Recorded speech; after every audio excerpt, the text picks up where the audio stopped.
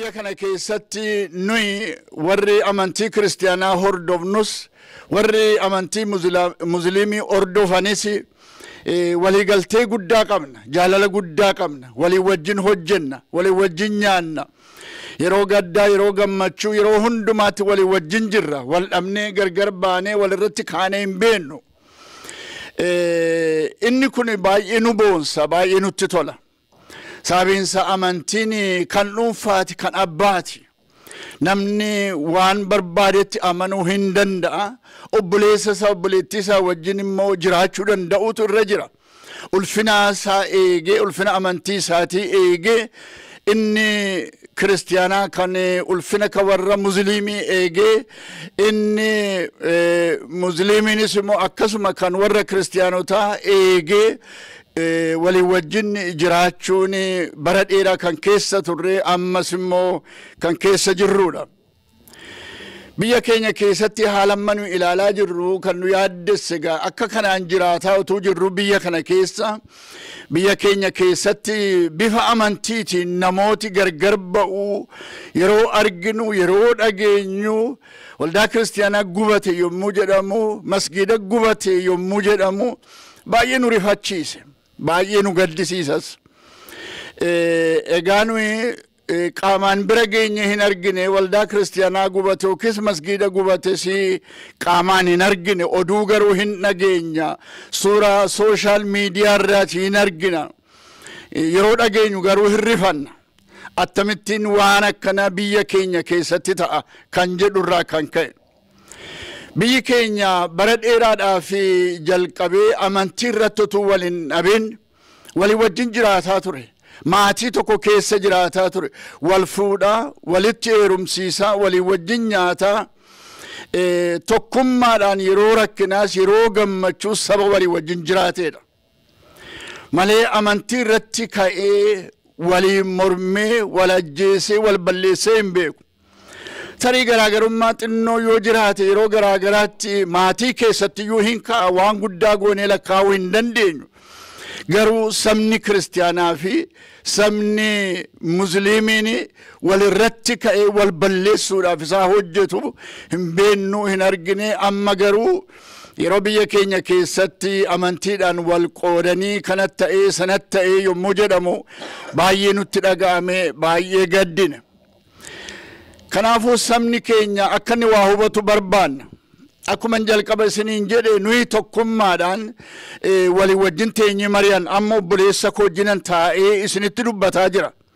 Inni ulfina naa kenne, anis ulfina isaa kenne waan baay'ee irratti walii galla. Amantiin immoo kan kooti, amantiin kan warra musliimis kan saaniiti waan irratti wal dhabnu hin qabnu.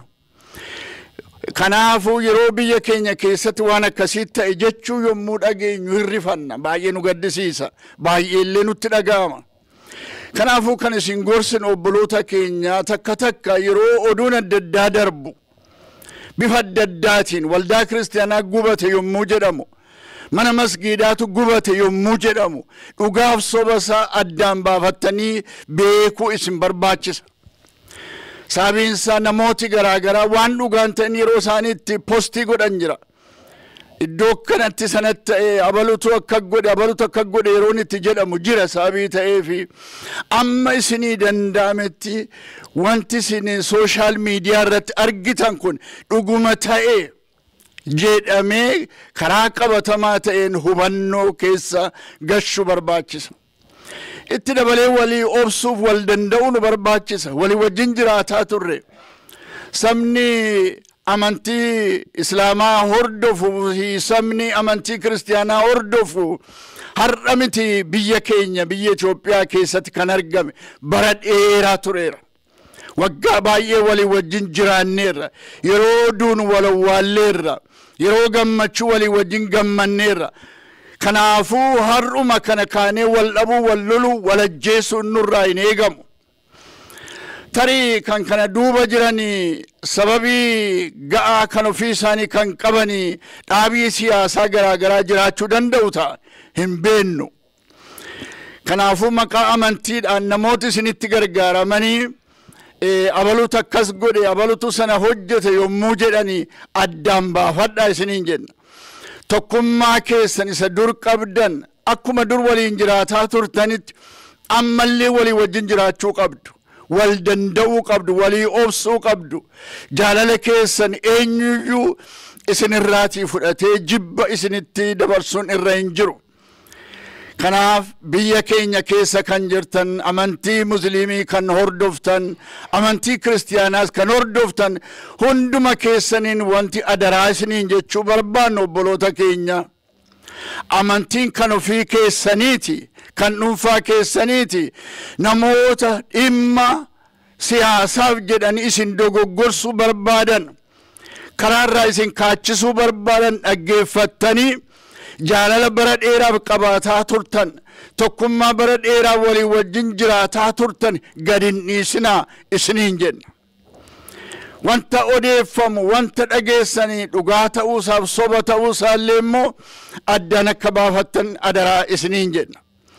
Walga'iin iddoo kanatti nuyi waa'ee tokkummaa keenyaa karaa amantii keenyaa jabeessuudhaaf jalqabne kuni har'i isa jalqabaa miti. Kanan duras godhaa turre. Ammas gara fuula duraatti itti fufna. Kanaafuu jabaadhaa isiniin jenna. Gaddarama biyya keenya keessatti dhufe kana fiixaan akka inni ba'u, waan jallate yoo jiraate akka inni qajeelu, waan karaarraa kaate karaatti akka inni deebi'u yaada qajeelaadhaan yaada walii kennitanii teessanii mari'attanii ilaa filaameedhaan wal gorsitanii walii wajjin akka jiraattan barbaanna. Jibbi eenyuun iyyuu hin gargaaru. Jibbi biyya hin guddisu. Jibbi tokkummaa hin fidu. Jibbi biyya keenya ishee rakkattu miti, biyya isa guddaayyuu hin gargaaru. Biyya qabeenyaan jireenyaan sooromni warra jiran. Biyyi keenya immoo biyya hiyyeessaati, biyya rakkataadha. Bara dheeraadhaa jalqabne hundumti keenya hin beekna maal keessa akka jirru. Kanaaf karaa amantii immoo dubbiin kun nutti dhufee nu diigee gargar nu baasee iyyuma isa kana caalu keessa akka nu hin gashine, lola isa kana caalu keessa akka nu hin gashine, jibba isa kana caalu keessa akka nu hin gashine, lafa jirtanitti ulfinaan wal kabajanii walii wajjin akka jiraattan adaraa isiniin jenna. Waaqayyo iddoo isin jirtan hundumaatti isin haa eebbisu, tokkummaa isiniif haa kennu, jaalala isiniif haa kennu, biyya keenya biyya nagaa, biyya tokkummaa, biyya jaalalaa Waaqayyo nuuf haa godhu. Eebbifamaa, fayyaa ta'a.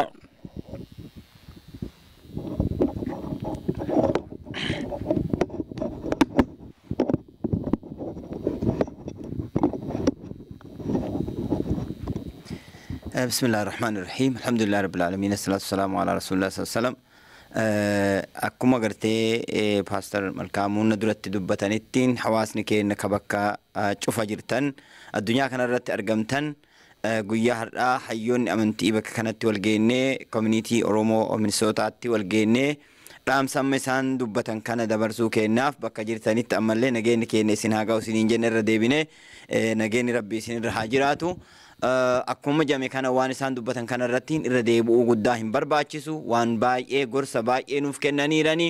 Dhimmi guddaan hadhaan tana nu asittiin wal biratti argamneef hawaasni Oromoo gaafni inni amantiin wal qooduun kufe yookiin gaafni inni garaagarummaa qabu balleeffate gaafa ummanni agartee Oromoo islaamummaa fi kiristaanummaan addaan qoodama wayita jedhaniin nu Oromoo islaamaa fi kiristaanummaan addaan nu qoondu jedhanii bakka takkatti namni hedduu dhumuusantu guyyaa san Oromoon nagaa ofii mirkaneesse hedduu Oromootitti amantii adda addaa qabaachuun akka garaagarummaa hin finne warri sun raga jecha ummanni dhume sun bakka takkatti dhume sun namoonni ummanni Oromoo qabu hayyuun gugurdaan sun ka dhume sun kanaaf raga.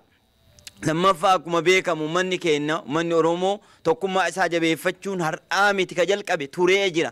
Zamana dheeraa gaafa gartee Taaddasaa Birruu uummata gartee walitti qabee uummata Oromoo kabaluun beekne ka afaan isaa wal wallaale waliif fidee waan takka nyaatanii waan takka dhuganii akkasi tokkummaa ofii cimsan. Tokkummaan Oromoo kakaleessa jalqabee miti amantii adda addaa qabaatu wajjin dheeraa yeroo dheeraa ka fudhate ta'uu isinii ibsuu isin yaadachiisuu barbaanneeti osoo isin barsiisuu hin ta'in. Kanarratti har'a ammoo ummanni Oromoo rakkoo hedduu keessa dabree waan adda addaa keessa dabre har'aan tana kabajaa isaa malu kabajaa argate kana harkaa buusuuf wanni godhamaa jiru hedduu takkaa lamaa miti akka inni Oromoon gatii hin qabne akka inni Oromoon duraan biyya bulchuu hin danda'u jedhamuun sun biyya bulchees agarsiisee waan jiruuf jecha ummanni Oromoo kakaleessa agartee biyya diiga jedhaniin biyya ijaaruu akka danda'u waan mirkaneesseef jecha karaan ummanni Oromoo diigamuun karaan takkittiin karaan hafte karaa amantii kanaa yoo itti hirmaanne waan jedhutu pilaana lafa kaa'ame ta'uu danda'a.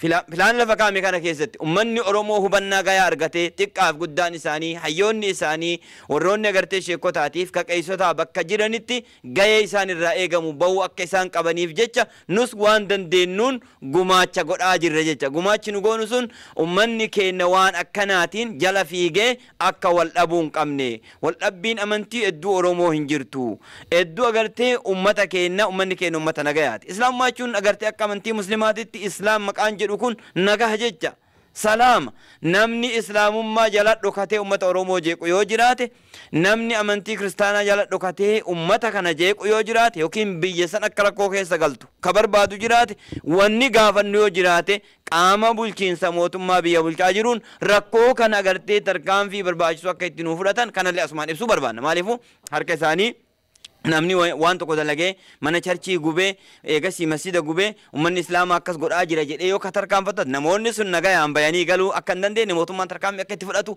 gaafanna jecha nagaha biyyaatiif jecha kanaaf walumaa galatti mariin keenya kaarra godhame kun amma akkamma agartee hayyoonni amantii mana kana keessatti wal geennee mari'ataa jirrutti nagaya ummata keenyaaf hawwina jabeenya ummata keenyaaf hawwina ummanni keenya yeroo hedduu boo'e ummanni keenya yeroo hedduu rakkate dargaggeessi keenya yeroo hedduu rakkate qabaataan keenya yeroo hedduu rakkate rakkoo sanitti akka deebinu hin barbaannu rakkoo san irraa gara misoomaatitti akka jijjiiramu barbaanna akka agartee gara ifnanaa deemu barbaanna namni akka baratu barbaanna ijoollee yuunivarsiitii keessa jiraatan rakkatu hin qaban yeroo silaa rakkoon nurraa baate jennu keessatti ijoolleen agartee bakka adda adda rakkin uumamu kun uumamaa deemuu hin qabu haa ta'u malee biyyi takka gama agartee coomsaa yoo deemtu jijjiirama tokkotti yoo seentu rakkoon isii mudachuun ni mala haa ta'u malee qarummaan ummanni dammaqee rakkoo kana jala akka bahu keessattuu hawaasni Oromoo dhaamsa obbolummaa dhaamsa lafee kalafaa isinii dabarsutti jira kanaaf dhaamsa keenya kana nurraa fudhattanii akkuma agartee itti aanuun sagantaa itti aanu keessattis mariin keenya itti fufa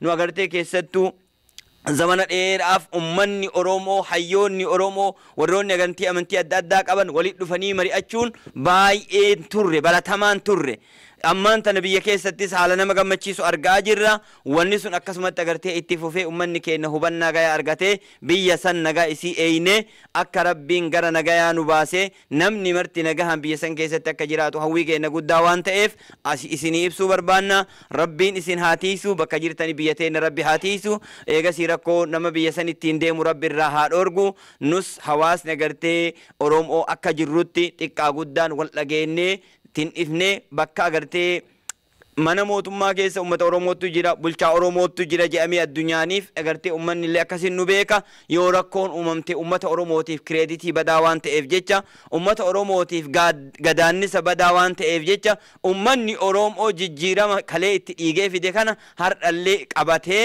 achiin seenuun irratti eeguun barbaachisaa waan ta'eef Oromoo waggaa 400 rakkate jedhaa jirra waggaa 150 gabroome jedhaa jirra waggaa 500 mana mootummaa haga Oromoon seene waggaa takkaaf hoy waggaa takkaaf hoy waggaa 50 hoy ka itti rakkanne kana waggaa 500 itti deebinee fuudhuu dhabuun ni mala jecha yoo nu harka akka kuftu taate kana beekee ummanni keenya waan rakkoo gufuu waan kana ta'urra of eeguun isaan irra haa jiraatu nagaa rabbi isin haa jiraachisu isiniin jedha hardhaaf agartee ibsi keenya akka agartee marii keenya ka mari'anneetti kana fakkaata sagantaa itti aanu keessatti walitti deddeebinee dhaamsa barbaachisuu fi yaada barbaachisu akka walii dabarsinu abdii guddaa qabna akkasuma agartee miidiyaadhaan keenya kasitti argamtan miidiyaan agartee OBN akkasuma agartee TV Oromoo wanu biratti argamtanii yaada keenya kan hawaasa biraan nuun ga'uuf galatoomaa isiniin jenna yeroo keessan nu kennitanii jajjabaadha ammallee wanni takka dhaamsuu barbaannu keessattuu waa'ee miidiyaa ilaalchisee miidiyaan har'aan tana miidiyaan gariin ka biyya ijaaru osoo hin taane ka biyya gargaaru osoo hin taane ka rakkoo biyyaa ibsu osoo hin taane